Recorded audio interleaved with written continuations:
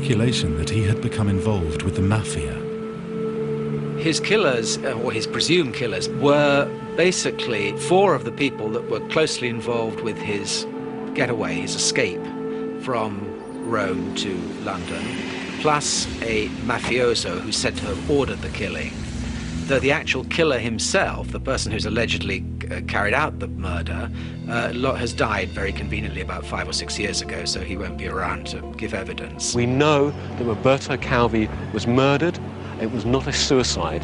The forensic evidence is too strong and too overwhelming to support any other conclusion, and there was a conspiracy to murder him. Whoever did that did not do it alone. One of the main suspects is Pippo Carlo, a man known as the mafia's cashier.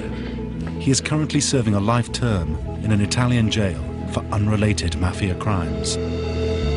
Carlo allegedly masterminded Calvi's murder, as he was worried that he would reveal secrets harmful to Italy's political and religious establishment. I do think this case was very much like a kaleidoscope. That's to say, you had several little tiny bits of mosaic in the pattern. One was Italian politics, another was the Vatican, another was the mafia, another was Freemasonry. You can shake these bits any way you want, and they'll come out and a new order will be there before you. That's why I say it's like a kaleidoscope, and it really is, and it remains so to this day. It's beyond anything that Hollywood can dream up. Here you have a Masonic lodge, you have the Vatican, you have a huge money laundering and financial scandal. And at the heart of it is this death of Roberto Calvi. Now, in most actual sort of plots and thrillers, it would finish with the death of Roberto Calvi. But in this story, it's just the start of an amazing investigation across decades to try and prove that this man actually did not commit suicide, but was murdered, and to actually try and expose the scope and range of the huge scandal and the huge conspiracy that was involved in Roberto Calvi's death. The Calvi trial remains an open file. And as for the Freemasons, the biggest surprise of all might be that they are little more than a band of brothers, a society of philanthropic do-gooders. It makes you grow in responsibility and your faith in your fellow man and helping one another. You take a good man and make him better, and that's what it's all about. So, are we finally coming to understand who the Freemasons are? We tried a number of years ago when we first got involved in re-engaging with the community to get the perfect soundbite to say what Freemasonry was. I think one of them, which sometimes sounds a bit trite, is Masonry takes good men and makes them better. The other one, the one that I prefer, is a peculiar system of morality. And peculiar, of course, here means unusual, special. So a peculiar system of morality, veiled in allegory and illustrated by symbols, of which we have lots and lots and lots. If you're looking for a system of morality to guide you, can Freemasonry really compete in a world of more than 270 known religious groups and a growing number of new faiths, like Jediism?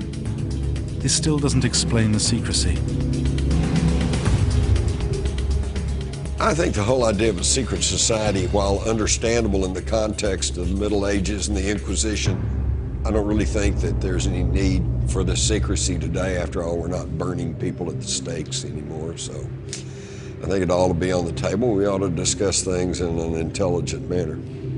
No amount of recent spin doctrine can sort of counter that sense that they are a secret organisation.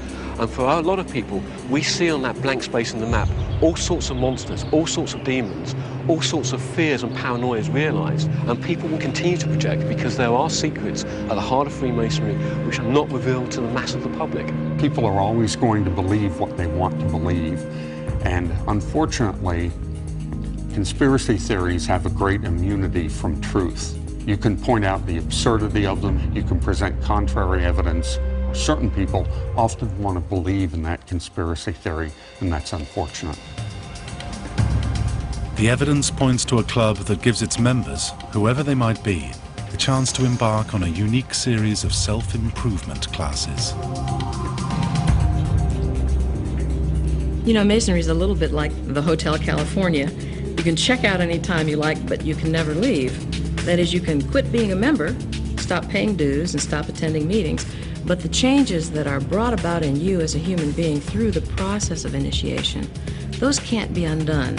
Whether you're a man or a woman, whether you're in my order or mainstream masonry or some other order, those changes cannot be undone. It's incredible that a desire to create a self-perpetuating society actually worked. The truth is, despite some of the highest profile conspiracy theories attached to the Freemasons, their name deserves to be cleared.